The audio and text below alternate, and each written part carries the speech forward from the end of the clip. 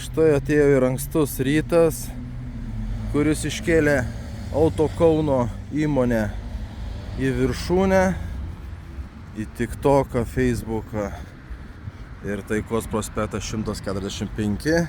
Tenka atsisveikinti jau mums ir su šito Peugeot.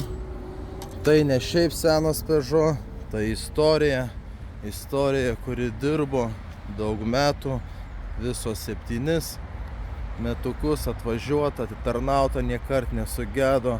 Automobilis pats patikimiausias, per 40 virš metų geresnio automobilio neturėjau.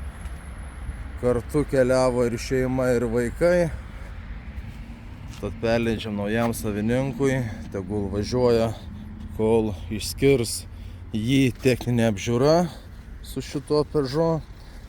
Automobilis į Lietuvą atvyko pas patį nuoširdžiausią, geriausią žmogų. Deja, jo nebėra.